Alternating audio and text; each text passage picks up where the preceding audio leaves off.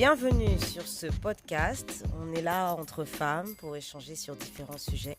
L'objectif du podcast, c'est vraiment de donner des clés aux femmes pour leur permettre de s'épanouir en trouvant le juste équilibre. On veut pouvoir, à travers ces quelques minutes d'échange, encourager les femmes à se dépasser, à dépasser leurs peurs et leurs appréhensions, à encourager les femmes à relever certains défis, à faire face en tout cas à ces défis. Pour ce rendez-vous, aujourd'hui, on est avec Katia. Bonjour Katia. Bonjour Lisette. Donc je vais laisser Katia se présenter. Bonjour à tous. Je suis Katia, Katiana plutôt. C'est vrai. Oui. Voilà, Katiana. Je suis d'origine haïtienne. Je suis arrivée en France à l'âge de 14 ans. Aujourd'hui, je suis maman de 5 petits. 5 petits. Oui. Petits. 5 petits bouts. Je suis mariée depuis 13 ans. Et je vis maintenant actuellement en France depuis plus d'une vingtaine d'années, je crois 24 ou 25 ans depuis que je suis en France, parce qu'aujourd'hui j'ai 39 ans, donc voilà. Ok, ils ont quel âge tes enfants? Mes enfants, ma première fille Sohana, elle a 13 ans. Mon fils Owen, c'est mon deuxième, du coup 10 ans. La petite troisième qui a 6 ans. Tu sais plus. Hello âgée de 4 ans et Ilona de 18 mois. Waouh, franchement c'est une sacrée tribu que tu as là. Ouais. Donc, c'est ma petite tribu comme j'ai dit. Ouais, c'est ça. Gloire à Voilà. Dieu. Et du coup tu dois avoir des journées bien chargées et bien remplies. Oui, mes journées sont très très chargées parce que déjà mon travail il est très loin. J'ai environ entre 1h30 et 1h45. Ah ouais. L'aller et le retour pareil. Oui, je travaille à temps plein. Ok. Tu te lèves à quelle heure le matin pour aller travailler? Entre 4h30 et 5h. Je pars de chez moi à 5h45. Wow. Et je rentre, il est entre 17h45, 18h. Parfois, ça dépend tout. Parce qu'en France, il y a beaucoup de problèmes de transport. En région parisienne, je veux dire. Ah oui. Et parfois, à 19h, je suis encore dans les transports. Et voilà. Avec 5 enfants. Et t'es pas trop fatiguée, t'arrives à gérer? En fait, je pense qu'avec le temps, quand on est mère et femme, même si on est fatigué, on se dit c'est à nous de le faire et on prend sur nous, on le fait. Malgré la fatigue, et en fait c'est une joie en fait de s'occuper de ses enfants et aussi je pense que travailler quand tu t'es bien dans ton travail et que tu te sens bien, je pense que tu te dis il faut le faire même si tu es fatigué. Aujourd'hui encore, les enfants ils sont grands, je fais moins, je pense que les enfants on a réussi à les intégrer dans la vie quotidienne, par exemple à la maison, voilà, donc et qui nous aident un petit peu, donc qui fait que même si on est fatigué, on se dit il faut le faire et tout, et après on se repose. Mais en même temps, je suis pas une très grosse dormeuse. Je suis quelqu'un qui bouge tout le temps aussi. Donc même quand j'ai des mains à la maison, mais je trouve que tu le fais quand même. Ouais, je le fais quand même si j'aurais pu demander. Mais après, je pense que c'est une habitude. C'est aussi la façon qu'on a été élevé aussi qui fait que T'as toujours été comme ça? Oui, toujours, même avec mes frères. Parce que je suis née d'une fratrie de trois garçons. Ouais. Je suis la petite dernière, donc je suis une fille. Donc qui fait que j'étais... mes frères me surprotégeaient, parce que je leur dis tout le temps pour me surprotéger, parce qu'il y a plein de choses que j'avais pas le droit de faire. Ouais. Et en même temps, moi, j'étais la petite maman poule qui surveillait quand ils sortaient, à quelle heure ils vont rentrer. D'accord. Il faut que je les ouvre la porte pour pas que maman voit. Maman n'a pas fait à manger aujourd'hui. Attends, mes frères ils sont là, qu'est-ce qu'ils vont manger? La deuxième maman. Alors que j'étais toute petite et j'avais pas à le faire, mais pour moi c'était normal. Tes enfants ils ont un peu hérité de ça. Tu nous as donné l'âge de tes enfants, mais tu as 3 filles et 2 garçons. Ouais, j'ai 3 filles et 2 garçons. Toi t'as vraiment été bénie, on va dire. T'as commencé par une fille, ensuite un garçon, ensuite une fille, ensuite un garçon et ensuite une fille. Oui, Dieu m'a donné cette grâce. Pour boucler la boucle comme ça. Non, je pense que là c'est bon là. Un petit chiffre rond, 6, non. Je pense que là c'est bon. 5 c'est très bien. Oui, c'est très bien. C'est très bien, 5. Tous nos jours, et puis les 5 ils ont l'air de bien s'entendre. C'est une belle fratrie en tout cas. Aujourd'hui, tu fais quoi, Katia? Donc, tu nous expliquais que tu travailles. Oui, je travaille. J'ai eu mon BTS assistant de direction et tout de suite, en fait, j'ai voulu travailler, j'ai voulu rentrer dans la vie active. J'avais des projets, hein, j'avais envie de continuer les études, mais en fait, en même temps, avec l'âge et tout, je m'étais dit, attends, j'ai envie d'avoir ma vie de famille parce qu'à l'époque, j'avais déjà mon petit ami qui est devenu mon mari. Et je pense que j'ai sauté des étapes en fait. Mes parents qui attendaient à ce que je fasse des grandes études et tout. Et juste après mes études, je suis rentrée en tant que opératrice de saisie chez. Je suis restée pendant 2 ans, 2 ans et demi, voire 2 ans et demi, 3 ans chez en tant qu'opératrice de saisie. Entre-temps, j'ai arrêté parce que j'étais enceinte de ma fille, j'ai eu ma fille de ma première et j'ai arrêté pendant 1 an. Ils m'ont appelée pour une mission. J'ai accepté, c'était une mission de 3 mois et depuis, je suis restée. Depuis une mission de 3 mois. Après, dans les couloirs, par hasard, j'ai rencontré mon chef à l'époque avec qui je suis restée 9 ans et demi. Quand même. Qui m'a croisée dans les couloirs en me disant Katiana, je cherche une assistante et tout, tu connaîtrais pas une personne? Je dis moi. Audacieuse. C'est ça. Et elle était choquée, elle a dit quoi, mais pourquoi tu veux travailler avec moi? Je dis là je suis en intérim et tout, il n'y a rien de concret, j'aimerais bien avoir un peu de concret dans ma vie parce que j'ai des projets et tout. Elle m'a dit si tu veux on se voit demain pour un entretien. Je dis ok, d'accord, à demain. Et à l'époque, j'avais mon contrat de 3 mois en tant qu'intérimaire. Et j'ai signé mon CDI tout de suite. Et voilà, depuis, j'ai évolué. Voilà, j'ai eu mes enfants, j'ai eu mes 5 enfants. J'ai évolué parce que j'étais opératrice de saisie. Après, je suis passée assistante commerciale. Donc, tu as fait un bon parcours. Du coup, ça encourage quand même pas mal de femmes qui aujourd'hui se disent qu'elles veulent avoir une vie de famille, avoir des enfants, mais en même temps qu'elles veulent évoluer professionnellement. On peut en fait. Oui, je pense qu'on peut. Oui. C'est pas impossible parce que 5 enfants quand même tu les as eus. C'est pas impossible parce que mes enfants ils ont l'air d'être bien. Ouais, ils ont l'air d'être très bien. Ils sont très épanouis. Très épanouis, très vifs, très très très intelligents. On peut discuter avec eux comme si, surtout la dernière là d'1 an et demi. Les enfants sont très très bien. Mais tu prouves clairement que ça n'empêche le fait de travailler, le fait d'avoir une famille avec des enfants, 5 enfants, j'insiste dessus parce que quand même 5, il y a tout ce qui va derrière, n'est pas un frein pour l'évolution professionnelle, bien au contraire. Non, je pense qu'on peut faire les deux.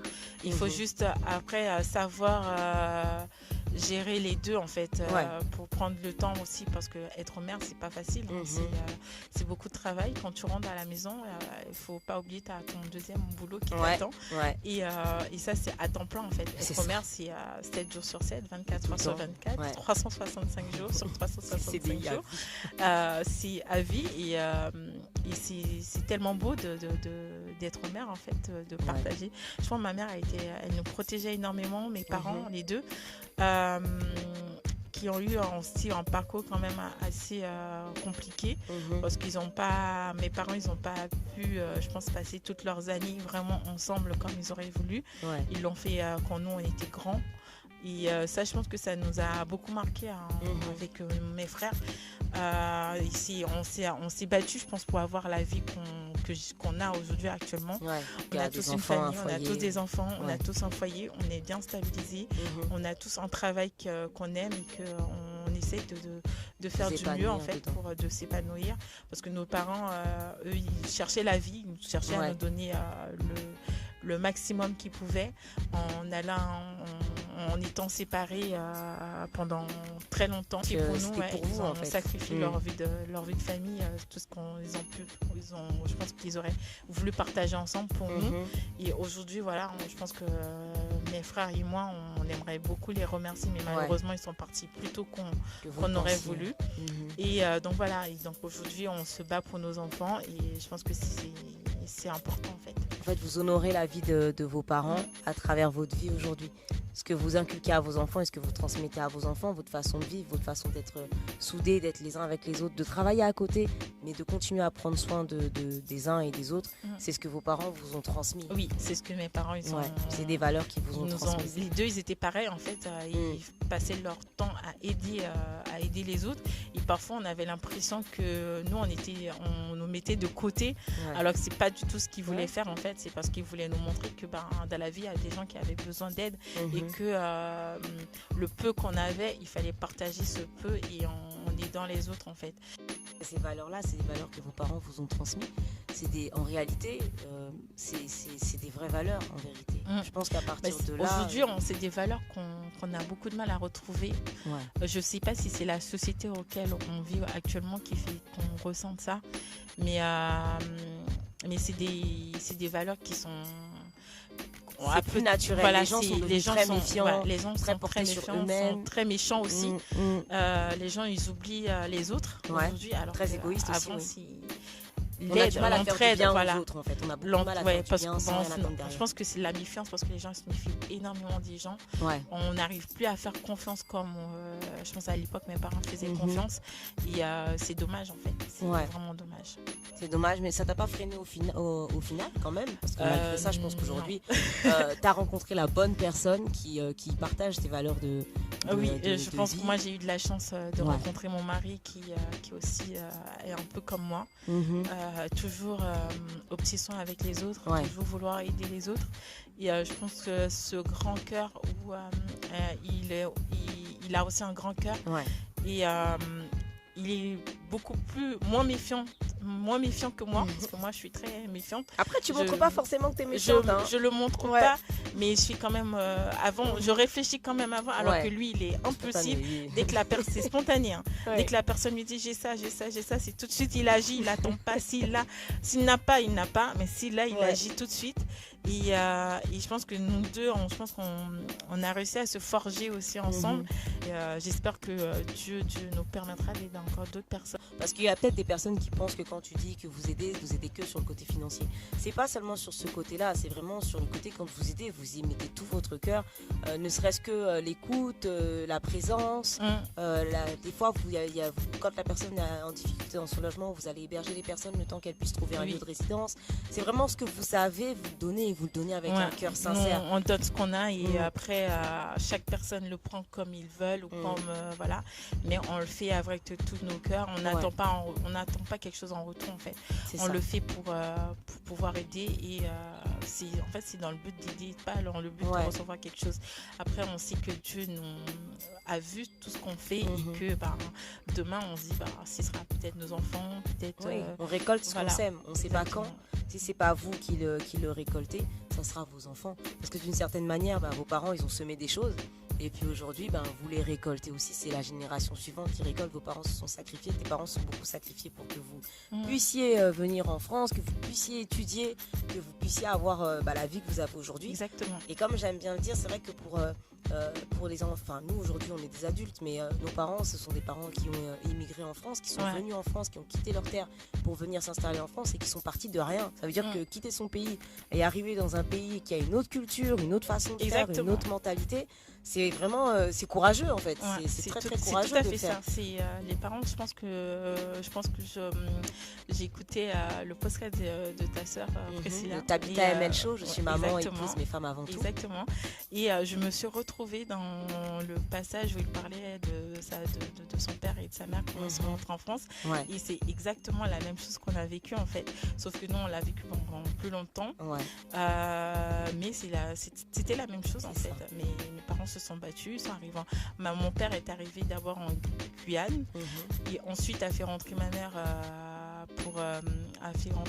sauf que ma mère il y avait ses 2 ans, elle avait déjà eu ses 2 grands, donc elle voulait pas les laisser et elle est repartie au pays pour pouvoir s'occuper de ses 2 enfants. Et ensuite mon père a eu la chance d'arriver en France. Et ensuite, il a travaillé en tant que peintre en bâtiment. Ensuite, il a fait rentrer mes deux frères du milieu. Et ensuite, parce que mon frère aîné, il était déjà trop grand, donc il ne pouvait pas venir en France en regroupement et familial, qu'on appelle ça, il me semble. Oui, c'est ça. Et ensuite, il a fait des démarches en tant qu'étudiant pour venir étudier en France. Et c'est comme ça qu'il est arrivé en France. Et moi, en fait, comme j'étais la seule fille, et mon père ne se voyait pas juste avec sa fille et pas sa maman. Et donc, moi, je suis arrivée beaucoup plus tard. En dernier, en fait. Voilà, je suis arrivée en dernier avec ma mère. Il fallait que tout le monde soit déjà là. Et ensuite, voilà. C'est comme ça que je suis arrivée en France et j'avais 14 ans. Et ça faisait 7 ans que j'étais séparée de mes frères. Je les ai vus en 7 ans, je les ai vus qu'une fois. C'était juste avant que j'arrive en France d'ailleurs. Du coup, donc en fait, tu as quitté des enfants et puis quand tu les as retrouvés, c'était déjà des jeunes hommes. C'était des ados, des jeunes hommes. Plein de péripéties pour eux, en tout cas, de faire venir toute leur famille ici.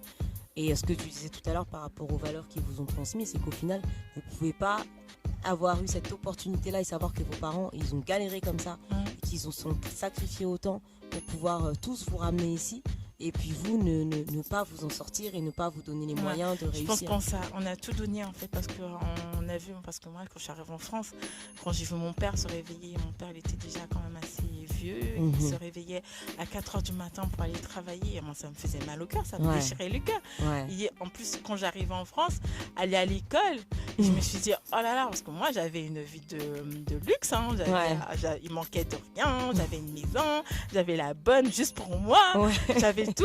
Et là, d'un coup, tu te dis, tu dois te coiffer, tu dois apprendre à te coiffer, tu dois apprendre à te laver, à faire des machines. Moi, je connaissais pas tout ça. J'ai appris. Quand j'ai vu mon père, ma première semaine en France, 14 ans, t'arrives et tout, on te dit, tu vois mon père se réveiller à 4h du matin, du lundi presque au dimanche, parfois il allait faire des petits jobs. En fait, tu te disais, je vais arriver en France, je vais voir mon père tout le temps et tout, c'est bon. En fait, tu passais même plus de temps avec ton père et tout. Tu vois, tu te dis, mais en fait, je suis arrivée en France, pourquoi ? C'est plus, je pouvais même plus voir. En fait, tout ce que tu disais que tu vas faire, en fait, c'était pas ça, en fait. Là, on te jette, c'était la vraie vie. Les choses, en fait. Non, c'était la vraie vie, là. Là, tu te dis, réveille-toi, là, c'est la vraie vie. Tu dois commencer à apprendre à faire. Je savais faire à manger, mais il y avait quelqu'un qui faisait pour toi. Non, je faisais jamais à manger. C'était pas la question. Du coup, là, ils ont te dit à 14 ans, il faut que tu apprennes à faire à manger, il faut que tu apprennes à faire ci, il faut. Après, je pense qu'après, ça s'est fait tout seul. Et aujourd'hui, je sais que j'ai mes tantes, ils me font. Mais franchement, la façon dont tu es arrivé et que tu t'es adapté, on n'aurait jamais cru. On n'aurait jamais cru parce que franchement, c'était mal. La fille qui avait rien, limite pour se laver, avec quelqu'un pour la laver, même pour prendre son sac. Non. Tu portais ton sac juste pour entrer à l'école, pour entrer dans l'école. Et à la sortie de l'école, il y avait quelqu'un qui prenait ton sac. En fait, tu faisais rien. En fait, tu faisais le minimum. Et là, on te dit tu dois aller faire tes courses, aller à Saint-Denis, aller chercher de la viande avec ta mère parce que pour le mois, il faut la manger, il faut quand même manger. Donc voilà. Je pense tu réapprenais à vivre.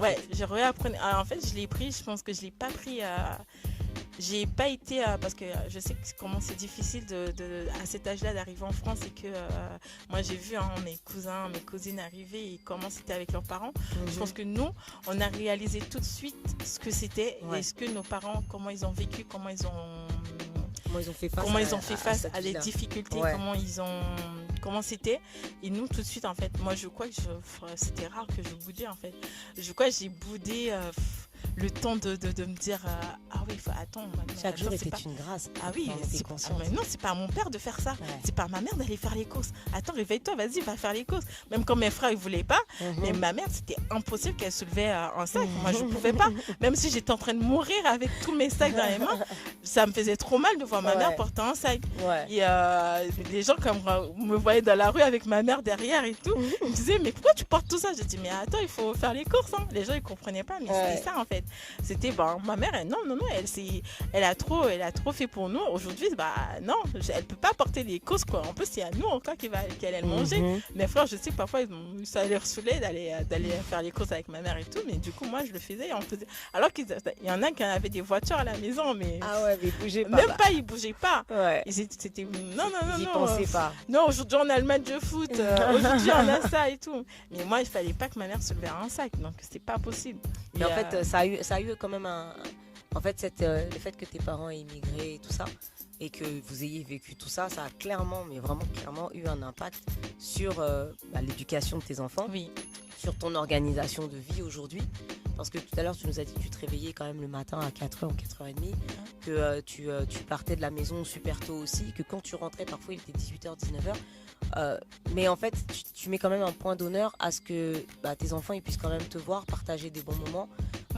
Parce que tu l'as dit, quand t'es arrivé en France, t'as pas compris que tu puisses pas passer du temps avec ton père, ton père il travaille tout le temps et tout. Non, mon père travaillait tout le temps, ma mère était là, mais ma mère était là, mais mon père, on la voyait presque pas parce qu'il fallait qu'il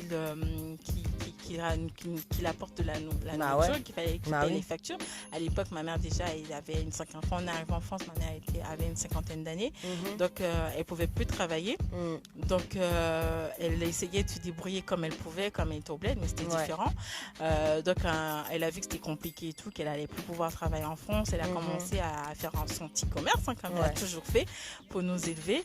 Et du coup, elle faisait ses petits commerces, elle a découvert des magasins, je sais pas comment.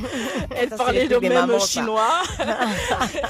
Elle rentrait dans les magasins, on sait pas comment elle arrivait à discuter pour les prix des choses et tout, mais elle faisait son commerce. Elle a trouvé ses marques. Voilà, elle a retrouvé ses marques assez rapidement parce qu'elle était quand même quelqu'un assez de débrouillarde et tout. Et voilà, ça. Mais du coup, ma mère, je passais plus autant de temps quand on était au bled parce que il fallait qu'elle c'était dur en fait, arriver en France. En fait, ils ont quitté un confort là-bas. Exactement. En Haïti, ils ont vraiment quitté un confort pour vous permettre d'avoir plus d'opportunités ici. Et ils ont laissé ce confort-là derrière eux pour que vous puissiez bénéficier de la richesse de ce que ce pays pouvait vous apporter pour votre avenir. Et aujourd'hui, ce que vous en avez fait avec vos enfants, j'ai envie de dire, c'est un bel hommage en fait. Vous avez vraiment honoré la mémoire de vos parents et leur sacrifice. Je pense qu'il y a de quoi être fier et qu'ils ont été fiers de vous jusqu'au bout, quoi.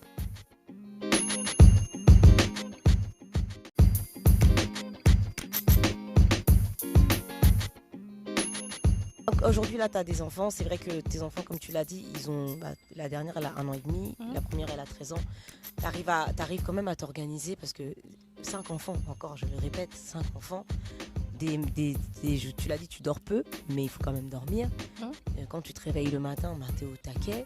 Ton mari aussi, je crois qu'il se réveille le matin aussi très tôt. Il est aussi un peu plus tard que moi, mais très tôt quand même. Il se réveille, c'est lui qui s'occupe des enfants le matin avec ma grande. Vous avez réussi à vous répartir les tâches. Bon, maintenant, elle est grande, la première, elle a 13 ans. Mais à l'époque, elle était quand même un peu plus jeune. Elle était petite, quand elle était petite, c'était un peu compliqué parce que souvent, je la réveillais, je la prêtais. Après, je la laissais au lit, habillée. Le temps que ma belle-mère serait... Parce qu'on a eu aussi de la chance d'avoir aussi des beaux-parents qui sont arrivés aussi en France. Presque, je pense que Dieu a vu notre parcours déjà. C'était écrit. Donc, il a tout vu et il a fait venir mes beaux-parents, en fait, d'abord ma belle-mère. Du coup, ma belle-mère la déposer à l'école. Parce que vous étiez déjà au travail, donc les enfants ils pouvaient qu'ils aillent à l'école. Parce que vous partiez avant même que la garderie commence. Oui. Moi déjà je pars, il est à 5h45. Ce que tu as oublié de nous dire, c'est que quand tu arrives le matin, là, tu pars tôt comme ça parce que tu veux aller quelque part au sport. Voilà. Parce que c'est important quand même le sport. Encore une qui vient nous parler de sport, quoi. À un moment, je pense qu'il faut ouvrir ses oreilles et puis être un peu attentive à cette histoire de sport. C'est important, il faut commencer la journée un peu de sport, ça fait du bien, ça nous remet dans le move de la journée parce que j'ai quand même des journées assez chargées. T'es pas fatiguée quand tu commences avec une séance de sport dès le matin? Non, au contraire, ça me... Une heure et demie de transport, tu commences à transpirer dès le matin? Au contraire, ça me met dans le move et tout, je suis bien après. Au contraire, si je suis pas à mon sport, après je suis tout raplapla. J'ai pas d'énergie. Alors qu'après mon sport, je suis au top. C'est ton moment pour décompresser et bien démarrer la journée. Ah oui. Après, je suis au top. J'ai toute ma forme là. Cette histoire de sport là, moi je pense qu'à un moment on va faire un podcast entier avec ces personnes-là qui viennent me dire que le sport ça fait du bien. On va vraiment rentrer dans le détail de l'affaire de sport là. Parce que non, encore là, j'ai diminué parce qu'avant, j'allais avec mes 4 gosses là, quand je rentrais, j'allais au sport le matin et j'allais tous les jours de la semaine parce qu'à l'époque je faisais pas les jours de télétravail là avant le les Covid, jours. je faisais pas. Et le soir, j'allais courir. Encore. Tous les T'as soirs, raison. j'allais courir, ou sinon j'allais à la salle de sport. Yeah. J'allais à la salle à côté de chez moi. Non. Pour moi, le sport, c'était la Hey, vie. ça, c'est vraiment les gens déterminés. Je rentrais, je faisais à manger, Mm. je mettais les enfants en pyjama, je les lavais et tout, Mm. je leur donnais à manger, ils mangeaient dès que j'arrive. En fait, j'étais boum, boum, boum, boum. Ouais. Il fallait... Parce qu'il y avait ma séance de sport à 20h, Ouais. je sors de la maison à 20h30 et je faisais la fermeture jusqu'à 22h30, Donc, tu 23h. faisais genre 2h30, Ouais. 3 heures de sport. En plus de ce que j'avais En fait plus, le tu l'avais matin. déjà fait le Ah matin. oui, c'était Ah. important. Hey. Je rentrais, j'allais courir aussi. Parce que si je pouvais pas aller à la salle de sport, j'allais courir au moins 45 minutes. Waouh. Maintenant, j'arrive plus à le faire. Il faut que je me remette dans le move. Mais, Tu faisais ça toute seule ou t'étais accompagnée de quelqu'un? la salle, j'allais avec ma yaya, avec ma yaya Tali. Et quand j'allais courir, parce qu'elle, c'était mort. Elle, non. Elle, jamais de la vie, tu le feras. Même Voilà, marcher, ouais, elle parle le même langage que moi, elle. Même marcher là, c'est compliqué. Même pour acheter les baguettes là, il faut prendre la voiture. Alors que moi, bon, non. Moi, j'avais besoin de ce moment de me décompresser, d'aller courir et tout. Et donc voilà, j'allais prendre mes 30 minutes, 45 minutes là, je courais sans arrêt, non-stop et tout. Je me vidais la tête, après j'étais bien. J'allais, je me lavais, je mangeais un petit peu et après dodo. Là, je pouvais dormir bien tranquillement. On va rentrer en profondeur dans cette histoire de sport là. Je ferai intervenir, je pense, une personne qui s'y connaît très bien en sport. Et après, on échangera avec vous là, les femmes qui aimaient aller courir, faire de la marche ou je ne sais quoi là, je sais pas quelle heure, je sais pas quand. Parce que moi, ça, c'est un truc qui m'intrigue. J'essaye toujours. Hein. Je commence tout doucement, mais vous êtes trop loin pour moi là. Vous êtes clairement trop loin. J'espère y être un jour. Tu je me vas motive. me rattraper parce que là, c'est plus comme avant. Ouais, quand même. Je reste quand même admirative en tout cas de tout ça. Non, depuis que j'ai eu ma 5e là, j'arrive plus. J'arrive plus à me motiver pour aller courir. Après, c'est vrai que 5 enfants, c'est pas. J'insiste encore sur le 5 là. C'est vraiment. Moi, je suis en admiration totale à vous, les mamans de familles nombreuses. Non, parce que là, ça nous permet d'oublier un peu tout ce qu'on a, notre journée de travail chargée, courir.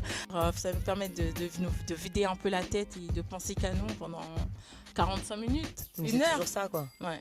Donc, du coup, si tu avais. Bon, tu nous dis que tu cours et tout ça. Donc, si tu avais une astuce, un conseil à donner à une maman qui a beaucoup d'enfants, ou qui en a même 1, ou 2, ou 3, ou 4, et qui se sentirait débordée parce qu'elle travaille, donc elle part de chez elle le matin, elle rentre, elle a tout le stress de la journée sur les épaules, elle rentre le soir, il faut qu'elle s'occupe des enfants, qu'elle donne le bain, qu'elle vérifie qu'ils aient bien mangé, qu'elle leur dise d'aller dormir. Tu lui dis d'aller dormir, mais tu veux pas aller dormir. Tu lui dis d'aller dormir, et là tout d'un coup il te dit je veux de l'eau, je veux faire pipi. Donc tu as l'impression que l'enfant il veut jamais aller dormir et toi tu passes ton temps à crier, à t'énerver, à te fatiguer et tout ça. Quel conseil, quelle astuce tu pourrais donner à une maman? Moi, je suis une maman zen. Effectivement. Je me prends pas. Ça m'arrive de crier. Hein. Mais être une maman zen, c'est pas que tu as oublié de le dire, c'est que tu dois avoir une astuce ou quelque chose qui te permet d'être une maman zen. On veut ton secret. Non, j'ai même pas de secret. Hein. Je suis. En fait, je crois que je suis restée naturellement comme ça. J'ai toujours été comme ça. Zen. Même au boulot, hein, les gens me disent comment tu fais? En période de crise, tu restes zen. Non, moi non, j'ai besoin. Je pense que je vois tellement les gens crier, courir, crier partout par là. En fait, c'est quelque chose. Moi, j'ai vécu un truc une fois. Il y a ma yaya là, un jour, qui a commencé à crier sur son fils. Je crois que j'ai été traumatisée. Et déjà, je criais pas avant. Et là, je me suis dit non, faut pas que je réagisse comme ça. Non. Je me vois pas comme ça. Je peux crier, hein, mais non, ça s'arrête. Et ma fille, elle me fait à chaque fois que tu cries et tout, maman, on a envie de rigoler parce que mais ça ne réussit pas. 2 secondes après, tu rigoles, tu nous parles comme si de rien n'était. T'es pas crédible en fait. Ma fille, elle se moque tout le temps de moi. Elle me dit, maman, c'est vrai que tu me cries dessus et tout. Parfois, tu arrives à me faire pleurer, mais 2 secondes après, tu rigoles. Tu nous parles comme si de rien n'était. J'ai dit, mais je sais pas, moi. Je suis comme ça. C'est pas dans ta nature de crier. Et moi, ce que j'essaye de faire, en fait, c'est que je suis pas quelqu'un de stressé. J'aime pas le stress. Quand je sens que je suis stressée et tout, par exemple, quand je sens par exemple, j'ai un problème avec mon mari et tout, il faut rentrer et tout, j'essaye de tout faire pour ne pas le croiser parce que il va me mettre de mauvaise humeur parce que j'ai pas. Non. J'essaye de tout faire et tout pour pas qu'il me parle. Pourquoi Pour pas, parce que sinon, je vais pas être bien, même si j'ai pas. Ah non. Donc, du coup, j'ai fait tout pour ne pas être en conflit avec qui que ce soit. Dès que je sens que la personne, dès que je sens que la personne va crier ou va va s'énerver ou qu'il est de mauvaise humeur, je reste tellement calme que tu peux rien faire que pour que je puisse... non, Donc, je reste loin. Tu as une certaine maîtrise de toi, quoi. Et avec mes enfants, comment ça se passe? C'est que quand j'arrive chez moi comme ça, parfois ils sont énervés, ils sont excités et tout. Déjà, je commence par le bain. Ouais. Je sais pas si c'est ça qui fait, mais j'ai pas d'astuce en fait. Ouais. Genre, et est-ce que ça donc c'est c'est comme respecté ça. tout le temps? Donc, Quand c'est pas respecté maintenant, quand tu Quand dis c'est- je vais quand à c'est la pas douche quand res- j'ai fini, il faut que toi t'aies fait ça. Maintenant, s'ils ont pas fait ça, il se passe quoi? donc c'est plus mon fils de 10 ans là, il est un peu, voilà, maman, Il je prend traîne son un temps, peu, quoi. il prend son temps. Il y en a toujours un comme ça. Après, il me dit, oh maman, c'est bon, t'inquiète pas, je vais dormir à l'heure. Non, j'ai pas de devoirs, mais en fait, lui, il a toujours des devoirs. J'écris un petit peu, vas-y, dépêche-toi et tout. Tu me saoules et tout, mais après, je dis à tes yeux, vas-y. Gère. Parce que j'en ai marre Quand de papa il crier. intervient, c'est mieux. J'en ai marre de crier et tout, j'ai pas la force de crier. Donc, Et tu penses que tes enfants, ils sont conscients, tu vois, de la même manière que toi, tu étais consciente des sacrifices et de tout ce que tes parents ont pu faire. Tu penses que tes enfants vous voient aussi comme toi, tu pouvais voir tes parents? les trois petits, je pense qu'ils réalisent pas encore, ils sont trop petits, mais les deux grands, oui. Ouais, ceux Les de deux 13 et grands, 10. oui, on parle beaucoup avec eux. Surtout moi, je les parle beaucoup, on parle beaucoup ensemble. Mhm. Et oui, ils sont très conscients de ça. Parce que du coup, tu as su transmettre ce que toi, on t'a donné. Tu as su leur transmettre. Donc eux, maintenant, il faudra que quand ils vont grandir avec cette envie de se dire, mes parents, ce sont des parents qui avaient des parents qui venaient d'un autre pays, qui sont venus, qui ont fait leurs études ici. Et ils ont aussi, vous avez aussi votre parcours. C'est vrai qu'on a parlé du parcours de tes parents. On a survolé un petit peu le tien. Mais ton mari aussi, il a eu son parcours. Toi aussi, tu as eu un parcours. Et du coup, vous deux, ensemble, quand même, vous venez d'assez loin. Et il y a vraiment de quoi être fier aujourd'hui de se dire, waouh, mes parents, ce sont des parents d'immigrés. Et aujourd'hui, ils ont bâti tout ça. Oui. Donc nous qui sommes nés ici, qui avons grandi ici, qui avons été à l'école ici, et qui sommes nés avec tout ça, en fait, on ne peut pas faire moins qu'eux. C'est pas On possible. doit donner le meilleur de nous. Voilà. Ouais, Et vous souvent, avez mis la ma barre fille- haute quand même pour les Ma enfants. fille, elle me dit souvent ça, ma grande, elle me dit souvent, je vais faire le mieux. Voilà. Je vais être meilleure demain, je veux faire de tout mon possible pour être votre fierté. Exactement. Elle me le dit souvent. Ils l'ont compris, je pense. Et c'est pour ça que je t'ai posé la question, parce que je voulais vraiment mettre l'accent sur ça, sur le fait que vous avez transmis quelque chose que vous avez reçu et que eux ils l'ont saisi aussi. Après les trois petits derniers, ils le saisiront aussi. Ils finiront par le J'espère. saisir. Ils sont petits là encore, faut les laisser un peu respirer avec tout ça. Donc on arrive au bout. J'ai quelques questions par rapport à ton travail. Donc tu es assistante de direction. Donc comme tu le sais, moi avec le cabinet Alma Consulting, on fait de la paye, on fait de l'administration de personnel, de la gestion de personnel et tout ça. Toi qui aujourd'hui est salarié. Donc si tu devais donner un conseil aux entreprises là, qui sont sur le marché aujourd'hui, qui cherchent à recruter des gens, mais qui n'arrivent pas à recruter le bon personnel ou qui n'arrivent pas à avoir la bonne vision pour leur entreprise. En tant que salarié, qu'est-ce que tu voudrais leur dire ? En tant que salarié, j'ai eu de la chance en fait depuis 14 ans. Depuis 14 ans, je suis d'abord quand j'ai commencé, j'étais avec un chef. Il savait que nous, les petites mains comme nous, les petites mains comme on nous les terrain. appelait, on faisait pas, on était quand même important dans l'entreprise. En fait, il portait beaucoup d'intérêt à votre travail, à votre Donc, personne du coup, aussi. il faisait tout pour qu'on puisse rester, que des pots, une fois par mois, nous réunir avec le petit-déj ou nous saluer, passer dans les équipes, dire ah Katiana et tout ça va et tout. Ah, je t'ai vu à la salle de sport ce matin. Juste ça en fait, le fait qu'il se rappelle, il sait que nous on est qui. Je pense que c'est énorme en fait, parce que c'est très rare. Il y a des équipes. Aujourd'hui, j'entends parler, mes collègues ils me disent mais en fait mon chef il sait même pas comment je m'appelle. Ouais. Ok. En fait, tu dirais il faut créer une certaine pas proximité oui, je pense que familière, mais une certaine proximité humaine quand même. Exactement. Et rappeler à ces équipes que ce sont aussi, on est conscient que ce sont des individus. Au même titre et qui sont là et qu'ils existent et qu'on sait que le travail qu'ils font c'est très important en fait. Donner de la valeur à ce qu'ils font, c'est tout ça, tout simplement. En fait. Je pense que c'est important. D'accord. Donc là, je suppose que tu n'envisages pas de quitter ton poste. Attention, si tes patrons, ils écoutent. Non, parce que tu es en compétence assez rapidement et on verra à la suite ce que ça donne. C'est tout ce que je te souhaite. Voilà. Et pour terminer, si tu devais, pour le mot de la fin, si tu devais parler à la Katia, à la Katiana, à l'âge de 15 ans, si toi, tu te retrouvais en face de toi, jeune Katiana de 15 ans, donc qui vient d'arriver en France, qu'est-ce que tu te dirais ? Souvent, on me dit que j'étais une battante à l'école. tout mon Battante, parcours, tu tapais ouais. tout le monde ou battante Non, battante dans le sens où je pense que j'avais les professeurs, ou peu importe, Mhm. parce que je suis arrivée, j'étais au collège, au lycée, ou quand j'ai fait mon BTS en études supérieures, ils me disaient, mais en fait, on voit que même si tu as des difficultés, tu as envie de réussir, en fait. Mhm. Et tu te bats pour ce que tu as envie Ouais, d'être demain. ouais. Et il me disait, mais t'es une battante. Je sais qu'un jour, quand j'ai demandé pour être française, Mhm. ma demande de naturalisation, et il me fallait un document par mon école. Et à l'époque, il y a une de mes professeurs qui avait mis, Katiana, c'est une battante, je crois en elle, et que voilà. Et aujourd'hui, je me dis, oui, c'est vrai, je me suis battue pour ce que je suis, pour ce que je suis aujourd'hui. J'étais une personne où je pense que les gens ils disaient, elle aura rien. Peut-être, il y a certaines personnes qui faisaient des idées qu'elle n'allait pas réussir dans sa vie, mais aujourd'hui, elle a réussi, elle a un travail, elle a un boulot, elle a un mari, elle a une maison, elle a réussi à acheter en France. Mhm. Donc, elle a des enfants. Mhm. Voilà, je pense que j'ai tout. J'ai Ouais. 39 ans, des enfants, Mhm. un mari, Mhm. une maison, un Mhm. travail. Mhm. Que Ouais, veux- ouais. Donc tu lui Que dirais, veux-tu de plus continue à te battre en Voilà, je continuerai à me battre jusqu'à ce que je pense, jusqu'à fait. Ouais. et que Dieu fasse. Amen.